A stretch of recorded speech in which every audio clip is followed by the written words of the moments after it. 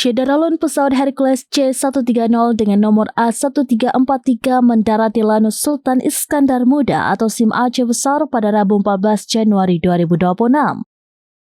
Pesawat tersebut menurunkan sebanyak 60 mahasiswa Politeknik Statistika STIS yang diberangkatkan dari Jakarta.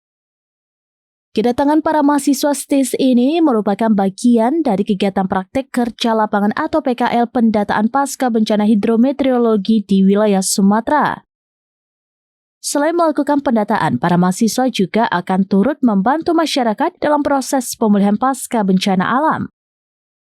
Pendataan yang dilakukan diharapkan dapat memberikan data akurat sebagai dasar perencanaan dan pengambilan kebijakan dalam penanganan serta pemulihan dampak bencana. Kehadiran mahasiswa STIS ini juga menjadi bentuk sinergi antara dunia pendidikan dengan upaya kemanusiaan di daerah terdampak bencana. Selama pelaksanaan kegiatan, para mahasiswa akan disebar ke sejumlah lokasi terdampak untuk melakukan pengumpulan dan pengolahan data sekaligus berinteraksi langsung dengan masyarakat setempat. Dari Banda Aceh, Henry, Serambinews.com. Download Tribun X sekarang, menghadirkan lokal menjadi Indonesia.